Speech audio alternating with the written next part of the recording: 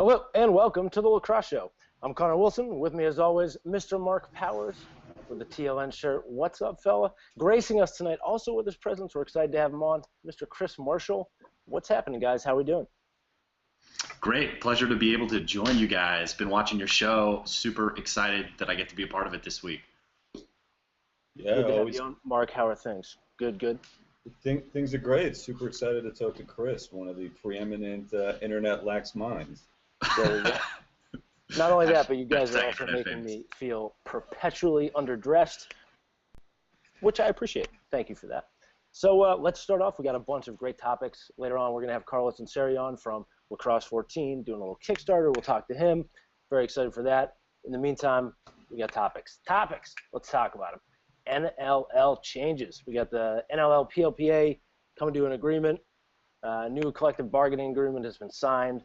We got 2 more games, 1 fewer player on rosters, a different playoff format, the 2-2-1 or 1/10. It's a weird thing. I mean, what do you guys think about this? You spot on with the changes. They're actually pretty huge, and I was surprised to see some of the other lacrosse media outlets kind of say that they were normal or maybe unexpected changes. To me, the changes were huge. One big thing for me that you didn't address is the Swarm are now part of the Eastern Conference, which I think is going to be a big difference for them. I'm a big Swarm fan. They have a young roster. The East is primed to be competitive this year, and they were a playoff team last year coming out of the West, so it could be tough for them. That's one thing, but the format changes are significant. I think the NLL is moving towards more of that Man Cup format, trying to have more of an extended series. So now what they're doing is, kind of awkwardly, admittedly, they're doing a best of 2. And you might be asking yourself, how exactly do you have a best of 2? Well, what you do is, in the event of a tie, you throw in a 10-minute mini game to decide the winner of the Champions Cup. I like that they've expanded to having it be more than one game, but I'm a little leery of the 10-minute mini game deciding who is the ultimate champion of the NLL. What do you think, Chris? I think that this is a huge move. Less so in form in terms of the formatting, and more so in terms of growing the sport as a viable option for professional athletes. Having an extra couple of games, not only in the regular season but in the playoffs, makes this seriously a more viable option to where some of these guys are going to be able to be full-time lacrosse players. And I think that that's something that we all want to see. I mean, you look at teams like the Mammoth will sell out the Pepsi Center, on some nights when the Nuggets can't. And I think that being able to generate a bunch more revenue by having, 40,000 more people see them play, as well as cutting the roster. I mean, it's always disappointing to see one guy not make it. But I think it's a huge step in terms of where the sport is going, and that they think that they can do it. I mean, Yeah, we may for have sure. to throw the clock out on this one for a little bit and just press hold on that because Powers, you got something, I'm sure. Well, I do. Well, what's interesting to me, and you brought up something interesting talking about the season being extended. What I'm kind of curious about is how this is going to affect the other league, the MLL. So the NLL has now announced that they're going to extend their season by 2 games. Presumably, they're going to add those 2 games off the end of the season. Now, to be totally candid, I'm not sure if they've announced that yet. I haven't seen anything. But that's been an issue for MLL at the beginning of the season. Famously, the Hamilton Nationals have had issues having a full roster. Obviously, the NLL doesn't care what the MLL is doing, but interesting, like Chris, you pointed out, it makes them certainly much more viable as a professional franchise, but at the same time, it may force guys to kind of make that decision. Am I going to be exclusively indoor, exclusively outdoor, and kind of maybe cut down on those guys that are able to really do both? Well, I mean, I think we're going to have to jump off this topic now. It's a hot one. I like that. But one other thing I'm going to throw on top of you, Mark, is does that open it up for the LXM? I'm not even Huge. going to let you. I'm not even going to let you answer. But you said it's huge. All right, whatever. So we're moving on. We got the England national team. Basically, I mean, it's pretty close. I mean, they're still making cuts, but they're traveling around the U.S. playing a bunch of different colleges, especially in the Boston area. They played UMass and Harvard. They've been all over the place. They're playing Brown and the Sankofa team on Friday. I mean, what do you think about this approach to World Games preparation? I think it's fantastic, and I think it certainly signals England's arrival as a viable candidate. I don't necessarily think that they're going to supplant the Americans or the Canadians, but hey, look, they've put everybody on notice that they're going for that bronze medal. And I think they got a real chance. Obviously, the Iroquois are loaded, but England has shown that they're taking lacrosse seriously as a nation.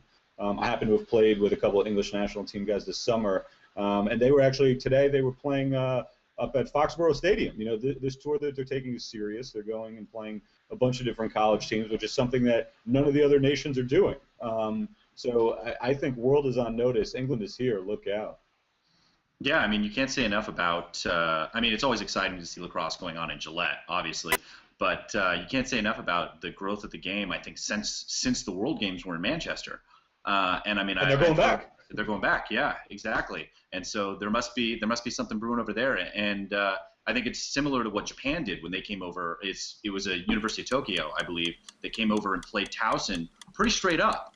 And you see some of the talent that's out there in some of these other countries, and you know, it's just one step closer to giving the sport the parity it needs to be a part of the Olympics. And I think that's something we all want to see. Yeah, no question. And I mean, the other big thing that stands out to me, not only, you know, the level of play, but it's the level of fundraising, because this is not a cheap trip.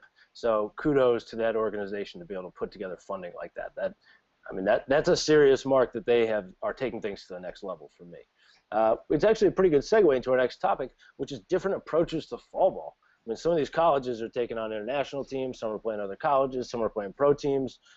My personal favorite approach was one that was actually not one of choice, but it's Cornell's, because they had to keep it all on campus. I kind of love that. I'm a kind of like contain the beast guy, you know, keep him caged all fall. What do you guys think? I mean, what's your favorite approach to fall ball, Mr. Powers?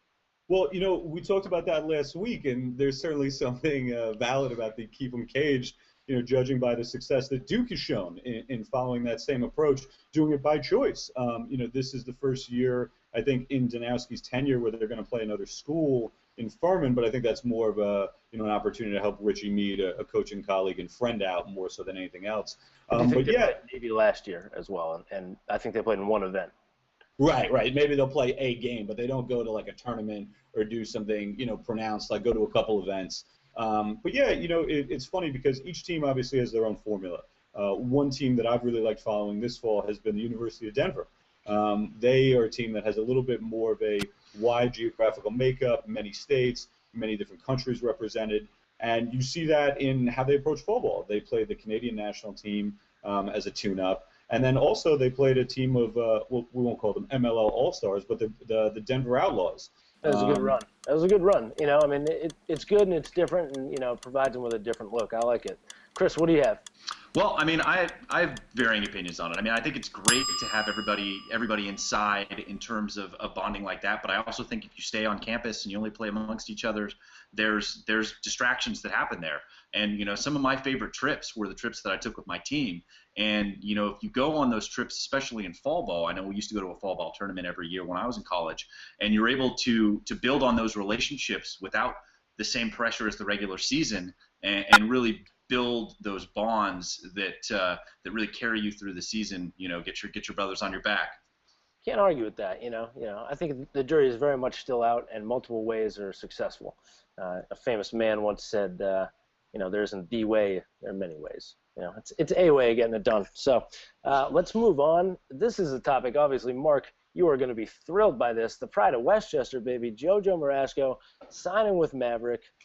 You know, in and of itself, it's a cool move. You got Kark from Yorktown, the little hook up there, connection, makes sense. But looking at it a little larger, I mean, what does this mean for Maverick? Is this a company that can go big? Can they really take over lacrosse? You know, make a similar entry to Warrior has made in the market, which was a big splash. You know, can they take some of that STX market share? Or is it not about that? I don't know. What do you guys think? Well, I don't necessarily think that JoJo's signing necessarily puts them in the lacrosse manufacturer pantheon, right? I'm certainly happy about it. I know that, you know. I don't think that's the point we're trying to make here. No, of course. But I'm countering your suggestion. That's it. So yeah, I think that Maverick could be viable. I do.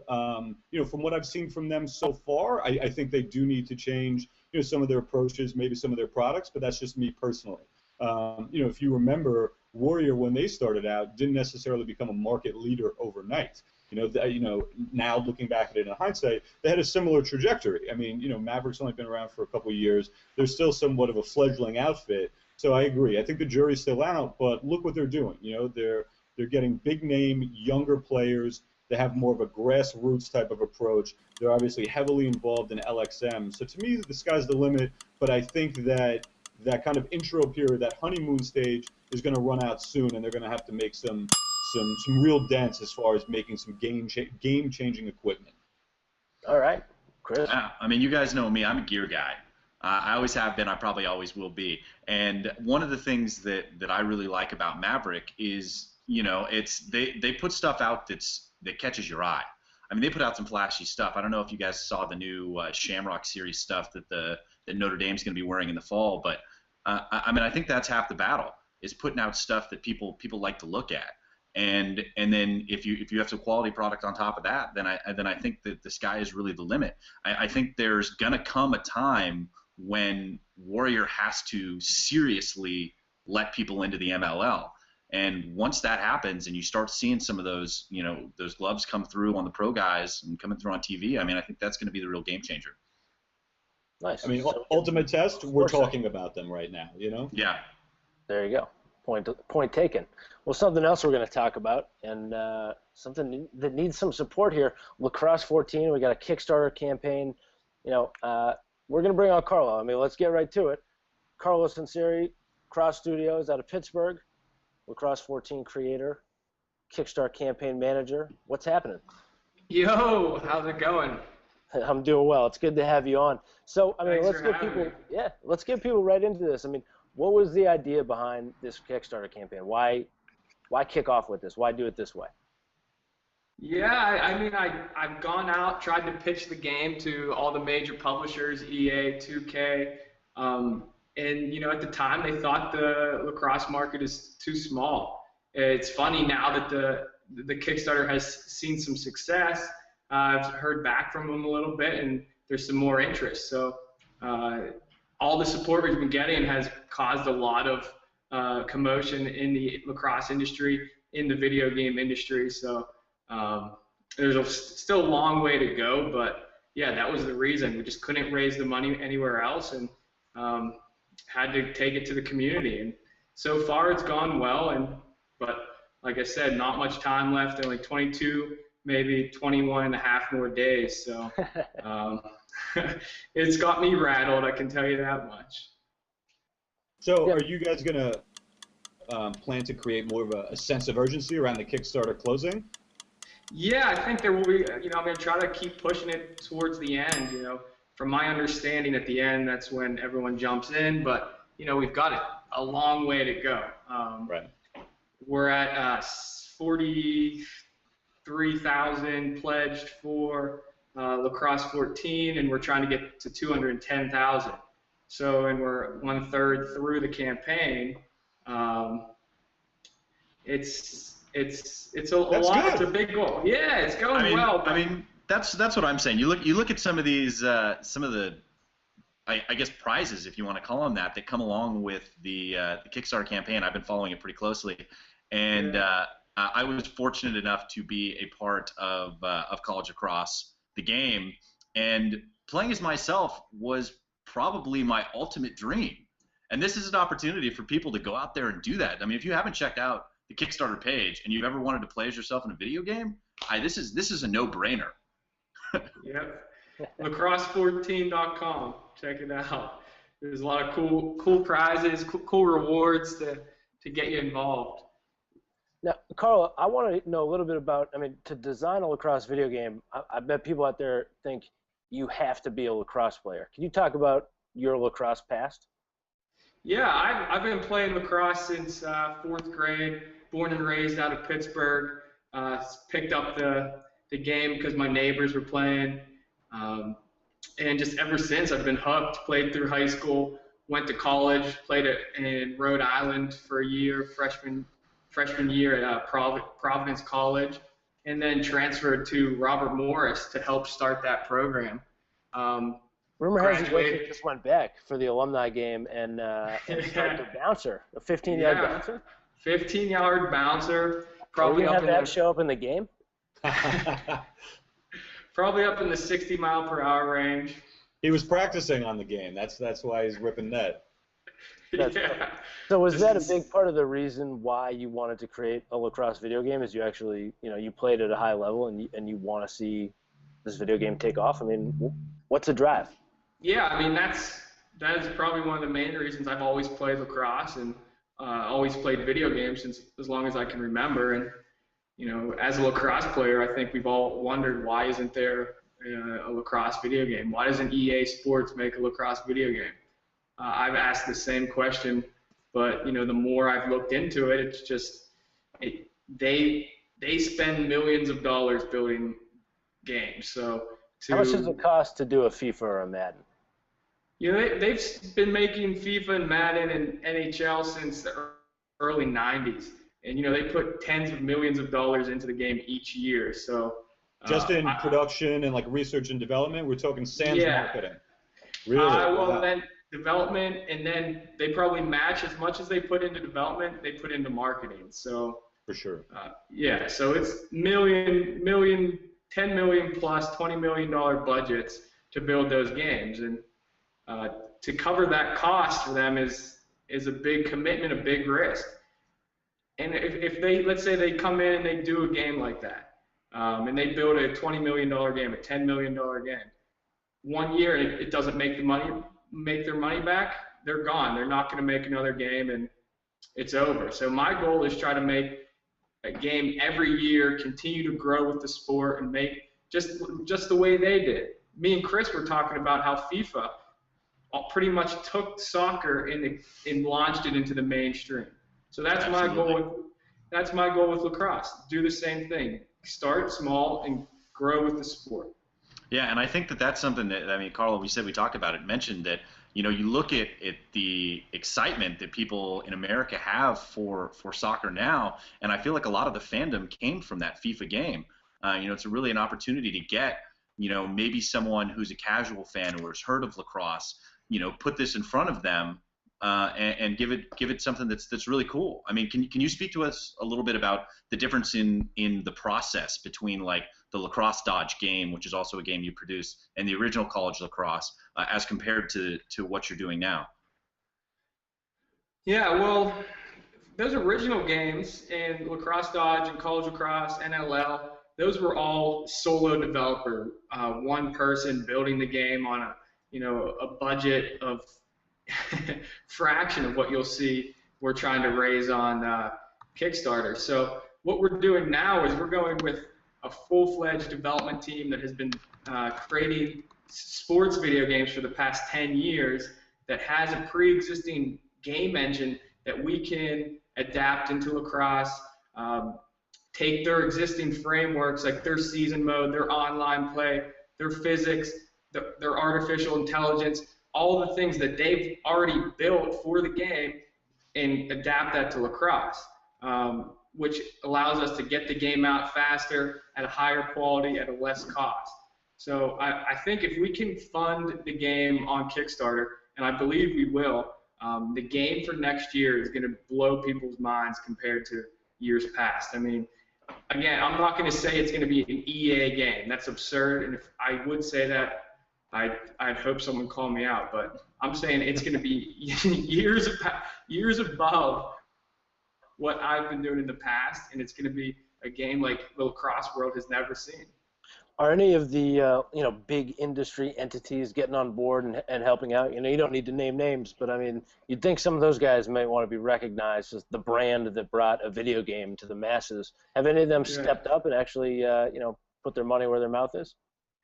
That's what I'm waiting for, Connor. I'm waiting for the one company to come in and say, hey, we got your back fully, and we're going to commit to this game for the next 10 years. We're going to help you push this game and grow the game through a video game. So you'd be open to basically partnering with somebody in order to get this going for a number of years.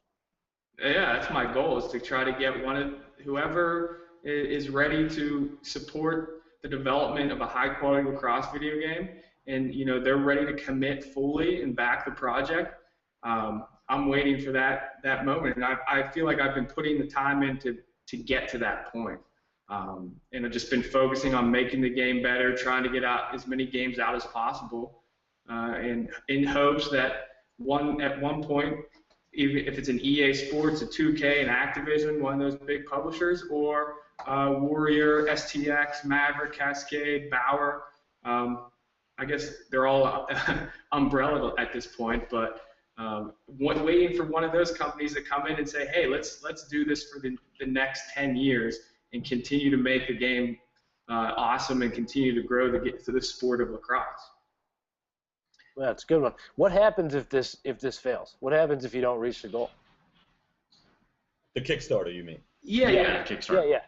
I I wasn't being that apocalyptic. Yeah. I would probably put it on myself that I didn't do a good job of getting the word out, and it was pretty much on me. Well, I'm not looking for you to blame yourself here. That's certainly. Yeah. What's the next step? I mean. Yeah. Well, that's what I'm saying. Yeah. That's what I'm saying. Because I thought you were alluding to that maybe the market's not ready for a video game or something like that, but no, I would say. There's still other outlets to raise funding, the necessary funding to build the game. It's not game over, no game for forever. We've got to reevaluate. There's Plan B where we can get funding from individuals, maybe angel investors or venture capital. And then, like I said, there's some publishers have stepped up now that they see the response on Kickstarter and are ready to possibly fund. But like I said, they're used to spending millions of dollars on games, so it has to make financial sense for them. Can they sell enough units to cover their costs and make money so they can build more games? So there's Plan B, there's Plan C, but if we want a game for next year, May of next year, it's got to be Kickstarter, and it's got to happen in 22 days, 21 and a half days. So this is really the lacrosse community's last chance to truly get out and create a video game from within. I think so. I think this might be the moment we've all been waiting for. Show how put your money where your mouth is. Well, there you go. I mean, so I'm going to let people decide for themselves, but go to lacrosse14.com, look at the videos, check them out, check Carlo's message, see what he's saying, okay? Check out the graphics, see if that's something you'd be interested in playing. Are you ready to put down FIFA and pick up lacrosse? You're doing it on the field. Maybe you're ready to do it in the video game console. You guys got anything else? Yeah, just something real quick. So, Carlo, I mean, admittedly, I'm not a huge video game guy, but, being somebody who's curious about the game, and more so for me from a grow the game perspective, because I'm one of these people who thinks that regardless of how people come into it, I think it's an avenue that could really get people hooked on lacrosse, just like what you guys were talking about with that FIFA scenario before. So, why don't you give some people some color on kind of, what your previous offerings have done and how successful those have been, so that, for the casual fan like me who's kind of more looking for, for what this can do for lacrosse, and that would be my reason for pledging, explain how many people could reasonably be touched by this or are playing the game. Yeah, that's a good question. So I've been creating games for 5 years now, since 2009. I've released 6 games, 5 on Xbox, and one on iOS and one on Android. Since then, I think we're around 600,000 downloads, the last time I've looked. Are you serious? Whoa, that's serious, man. Yeah. So that's including, purchases, and then there's free trial versions. But, that gets the game of lacrosse into people's homes that would never in their life had an opportunity to step on a field, to watch a game. It gets them actually playing the sport, not, playing the sport as close as possible as they ever would. So to me, it has the potential to grow the sport like no other product out there. I mean, there's nothing like getting out and doing camps and educating people through actually playing, but this gives access to the sport, gives access of the sport to people that would never, ever in their life even know what the game is or never have a chance to play. So I think if people can get on Kickstarter, they pre-order a copy. If we can get enough pre-orders, then we'll be able to build Lacrosse 14. If we don't get enough pre-orders, then people get all their money back, and there's no risk to them. So, like you said, I think it has a huge potential to grow the sport. We've had over 600,000 downloads, and if we can make a game at this next level, the download numbers, could be double, hopefully, into the million range. So wow, I So like that basically, if talk. people are going to buy the game anyway down the road, yeah. they may as well pre-order it now so that it can get made. Yeah, exactly. So they just pre-order, and then on top of that, they get extra rewards. So you pre-order, you get your name recorded by the commentary. So if I say this in the video, if I score a goal, it will say, he shoots and scores, number 24, Carlos Sinceri, or anyone's name that you want to be in the game, your actual name will be said when you score a goal, when you make a save. And then on top of that, you can get your face, your likeliness in the game. So you make a big, yeah. I'm in. I'm sold. Yeah. The vanity in me is coming out, baby. I want all that.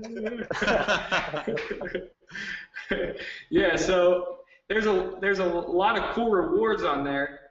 People just need to understand that if they pledge money and it ends up not being successful, they get their money back. It's not like, oh, we take it, we pocket it, and walk away and don't do a game. It's all or nothing. If we get the money, the game will be created. You'll be in the game. You'll get a pre-order.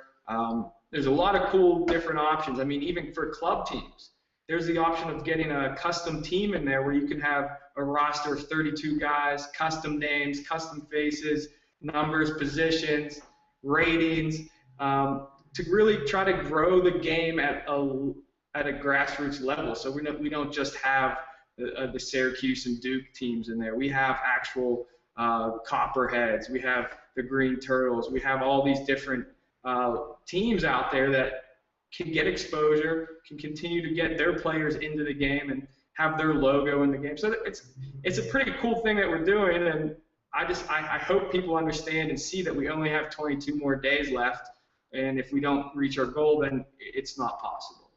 Yeah, I mean, this is something that you really need to come together on a community level. Yeah. I mean, you look at there's just over 700,000 registered U.S. lacrosse players, and there's a bunch more who aren't. And it would take everybody a quarter at that to get us there. So take some responsibility. If you want to see this game happen, tell a friend, tweet, Instagram, throw it up on Facebook. Anything you got. Chris definitely wants to see this game get made. Dude, yeah. Your work Don't productivity suffer is in going to go silence right. here. to the Yeah. Yeah, I used to hate that when people would be like, oh, yeah, there's no lacrosse game. And here's the guy that's willing to give it to you, and it's just a question of putting it up, man. Yeah. Yeah. There you I mean, go. it's a new concept for people. It's my job, and our job is, I guess, to kind of educate them and understand that, it's something that will be good for the sport. It's not just a video game to waste time, and instead of doing wall ball, you're going to be playing a video game. There's time for both wall ball and video games. So I think it was good for the sport, and I really appreciate you guys having me on. It's huge to get out in front of all your fans and your network. I love what you guys do for the sport. It's cutting edge for the industry. I can tell you that much. Hey, I got a question for you about gameplay real quick. Sorry to cut the other guys off, but just thinking about it, I got to imagine that you're the master of playing your own game. What's the coolest thing that you've been able to pull off? Like an air gate to backbreaker? What are we talking about? Well, the games in the past haven't been that. There's no air gates or backbreakers, but there's dive shots. The new now that pops into my head, the new game I'm working on is a mobile game for the iPhone, iPad, Android, where you'll actually get to play a game of like a full field game of lacrosse, and that for the first time. It's funny that after all these years we don't have it in the game, but it's behind the back. You'll catch the ball, you press the button, he buries BTB. So I think that's pretty cool. That game will be out in the spring. So that will be a mobile game you get to play on your iPhone and your iPad, and it's 10v10 season mode. a full field game of lacrosse on your iPad or your Android phone. So That's sick. So cool. yeah. I mean, you can't forget college lacrosse had dive shots. Come on, I mean. Yeah, that's what I was alluding to. Yeah. NLL and college lacrosse had dive shots, but I'm looking to the future here. There we go. Looking to the future. I think that pretty much sums up what you're trying to do. So thank you very much for coming on. We really appreciate it, Carlo. Best of luck. Thanks for having me. Yeah, no. And to everybody out there, go to lacrosse14.com, check it out, make a donation, order the game for yourself. Maybe even give a little extra, get your beautiful mug in there. Yeah. We'll be back next week with another fantastic show. Till next time, hit the wall. Yep. Thanks, guys.